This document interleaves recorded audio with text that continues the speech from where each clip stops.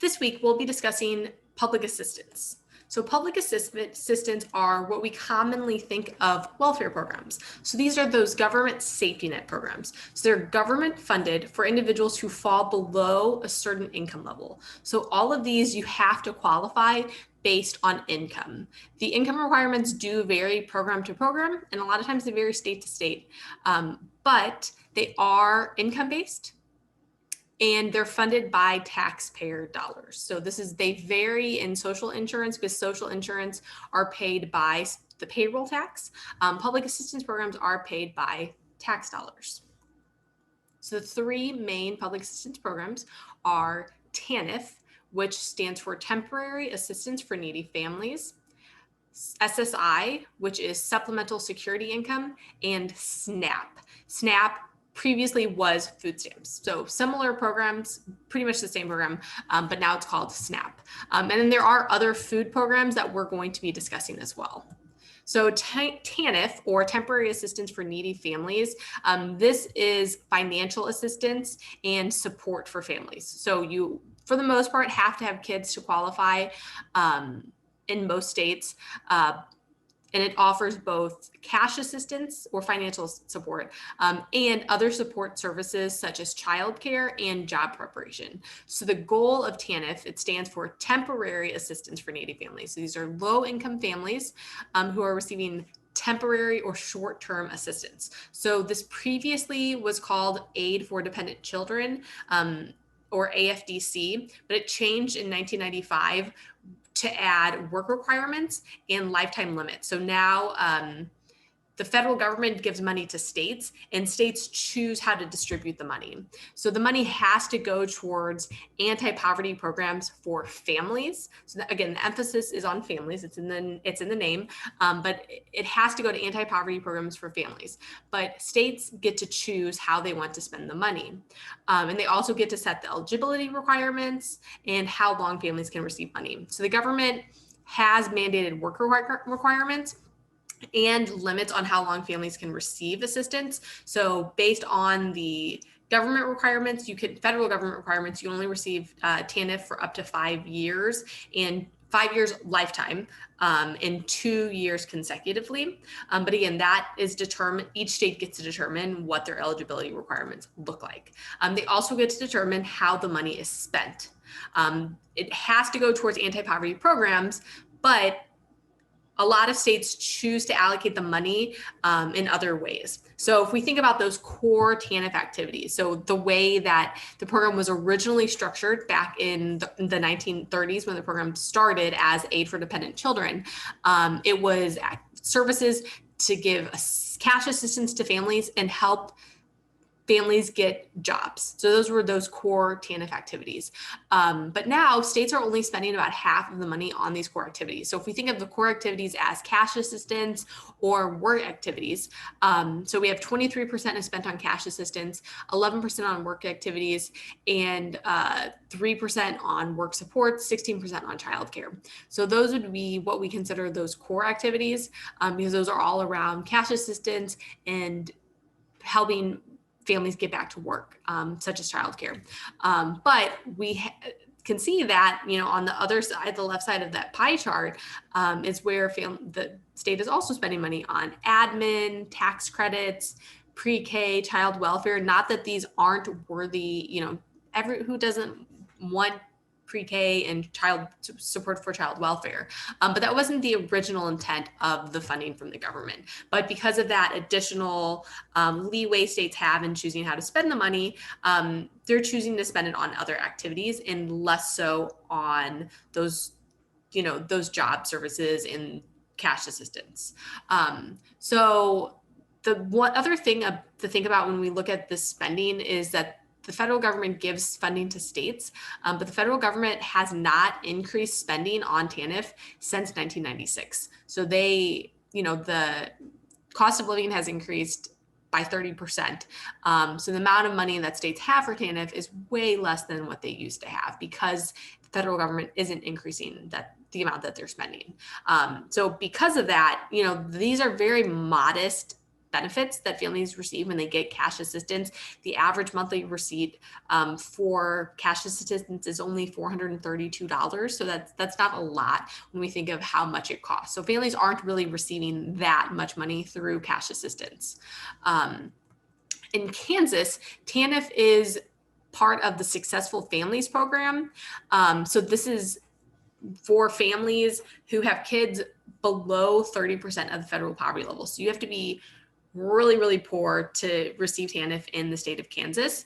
And so similar to how all states kind of operate, that not all the money is going to cash assistance, in the state of Kansas, the Successful Families program is for cash assistance, employment support, childcare, energy, food, and medical services. So there's a lot of services that kind of are part of the Successful Families program. There's also work requirements unless you have a child under the age of 2 months old, or if you're taking care of a family member with a disability. And in Kansas, you can only receive it for 2 years throughout your lifetime. So it doesn't matter. It doesn't have to be 2 consecutive years. So it's way less than what the requirement is at the federal level. So because of these work requirements and eligibility restrictions, there's a lot of families who don't have access to it, who are eligible based on the income requirements. So it only reaches about 20% of kids who are in poverty. So TANF is meant to pull kids out of poverty, but because of these restrictions, only 20% of kids in poverty actually have access to these cash assistance programs. The next program that we'll talk about is Supplemental Security Income, or SSI for short. This is when we commonly think of disability people getting disability checks. This is typically Supplemental Security Income. So this is cash assistance. It's not just to people who are disabled. It's to people who are either the first thing is you have to be low income. With all of these programs we're talking about today, you have to be low income. So you have to meet certain income requirements. And you either have to be over the age of 65 or you have to have a disability. Okay. So you either have to be an older adult or someone with a disability. So that's the main thing. So low income and either an older adult or someone with a disability. Previously, we talked about Social Security. That's also for older adults, but that goes to all older adults. Supplemental Security Income is only for older adults who are low income. So this might be adults who might not qualify for Social Security because they hadn't worked long enough, or it might be that the amount that they're receiving in Social Security is so low, again, as a result of how much they worked or what their income was when they were paying into the system, that they're not meeting certain income requirements. So they're still falling below poverty. So if we think about, Social Security helps pull 50% of older adults out of poverty, Supplemental Security Income is kind of that extra boost to pull even additional older adults out of poverty. But it also helps to pull people with disabilities out of poverty. So people who aren't able to work or might have very limited hours that they're able to work are able to receive Supplemental Security Income. So it's SSI. So again, it's supplemental. So it's not supposed to be someone's only form of income, because if you have disability, maybe you're able to work. So the amount that you receive is based on what you're able to do. So if someone has a disability, they're going to receive different amounts of benefits based on how disabling that disability is. But on average, the benefit is only $417 a month. So again, these are modest benefits. They're supplemental. It's not that much that individuals are receiving. The next public assistance programs, the one that reaches the most number of people, is SNAP, or Supplemental Nutrition Assistance Program, formerly known as food stamps. So these are monthly benefits to purchase food, and it reaches the most number of people with regards to public assistance programs. So it reaches roughly 45 million people a year throughout the United States, and it receives $70 billion in costs. Or costs $70 billion. There are work requirements to maintain benefits, which you'll learn about in the readings for this week. But roughly the income you need to be able to be eligible for SNAP is 130% of the federal poverty level. And again, the benefits that you receive are on the more modest side. So again, the S in there is for supplemental. So this is not supposed to be your only source of food. The federal government, the way that the program is created, the federal government made it, they added the word supplemental in there because they didn't expect the amount that you receive in benefits to cover a full month of food for you. So for example, in a household size of one, the max income that you could make on a monthly basis is $1,300. So this roughly equates to minimum wage. So someone making minimum wage could be eligible for SNAP because it's at 130% of the federal poverty level. So if you're making $1,300 in income, your average food stamp benefits would be around $130.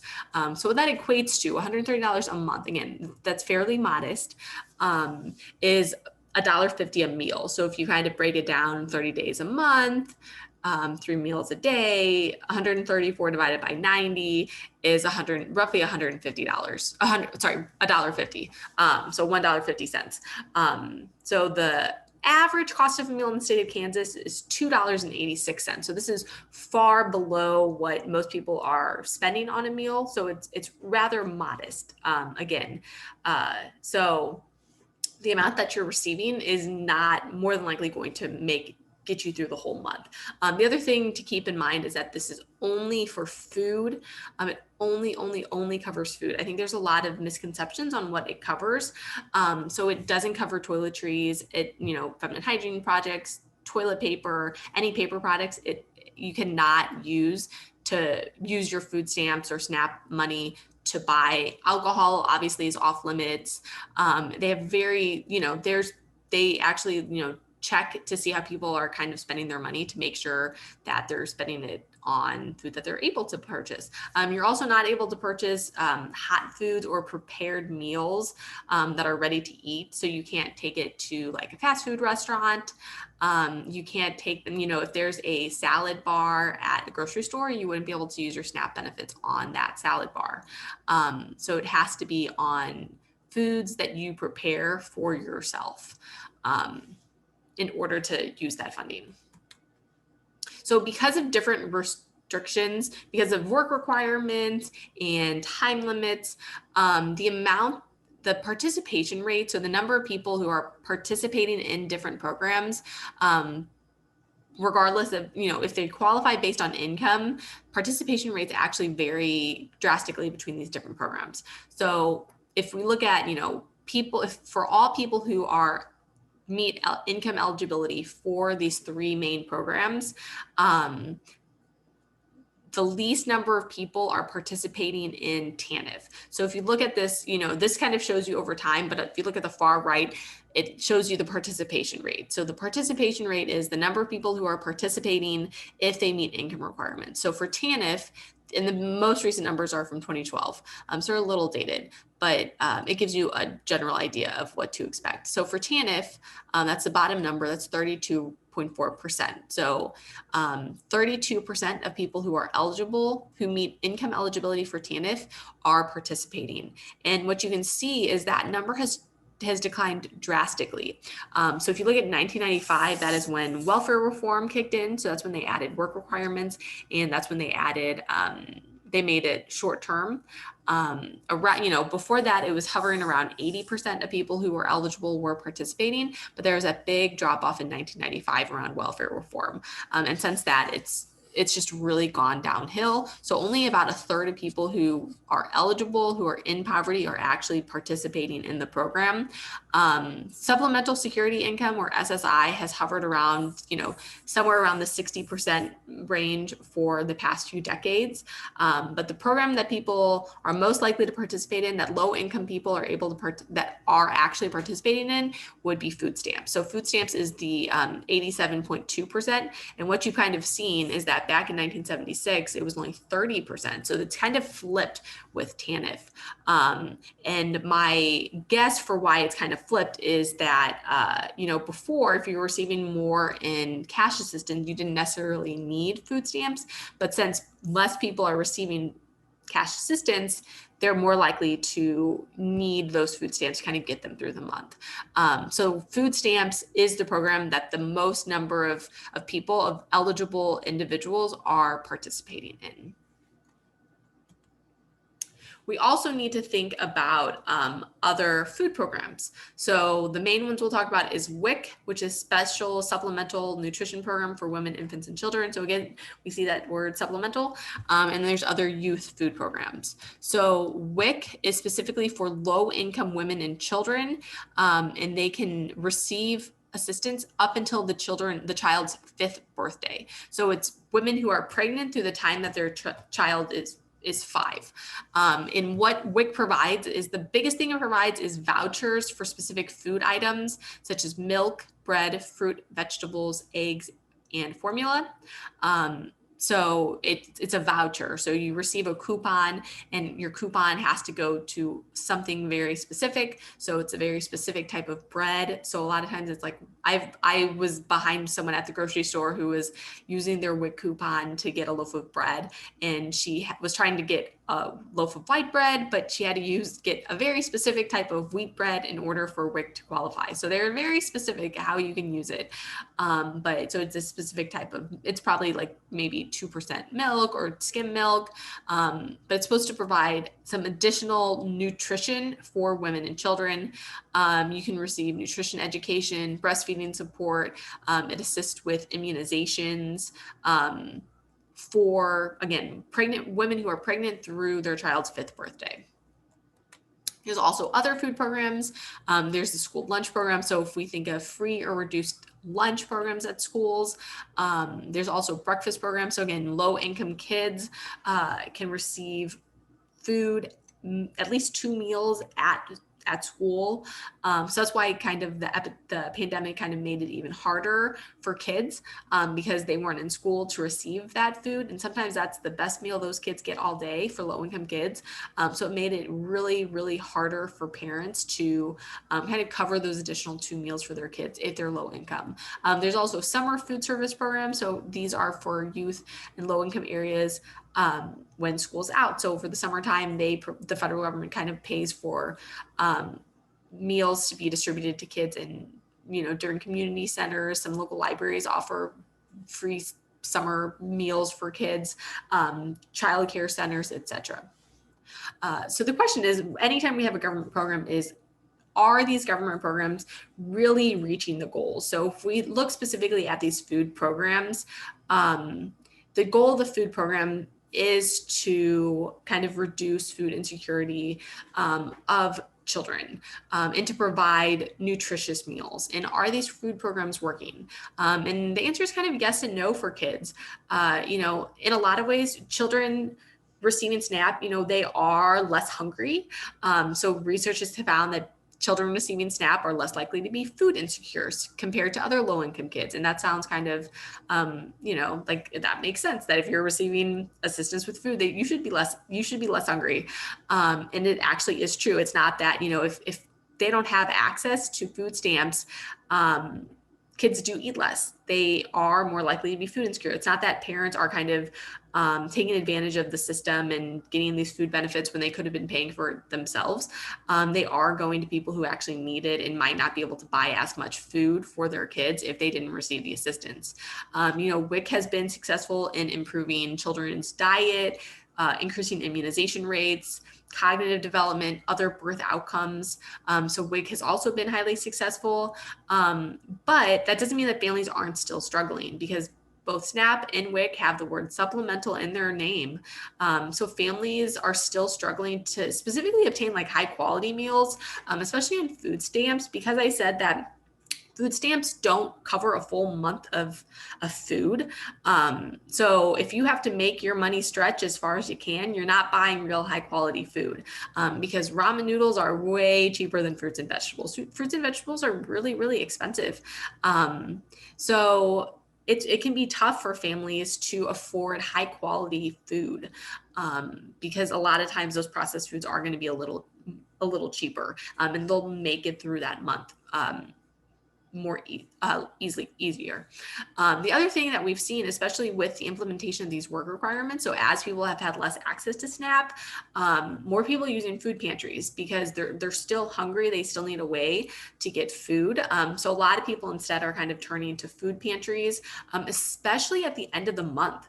That's what, when I worked with kids in the child's welfare system, the two things I was told about food pantries: when they're the busiest. They're the busiest at the end of the month when people's food stamps are running out for the month, because their food stamps kind of get re-added at the start of each month. So before those food stamps have kicked back in for the month, people are using food pantries. The other time is during the summer when, again, kids aren't at school. So parents kind of have to cover more of those meals. That's when people are really turning to food pantries. So that tells you that maybe, if we're completely reliant on food pantries for parents to have to provide food for their kids, maybe we're not providing them enough assistance with the supplemental nutrition assistance program with the food stamps, because food pantries aren't always available. Especially we've seen during the pandemic, those food pantries just aren't always able to meet the needs of families. Just in any economic downturn, food pantries don't have as much food. So yes and no. Food programs that the government provides, they definitely are fulfilling their goals in a lot of ways, but they're not quite giving families as much nutritious meals as they need.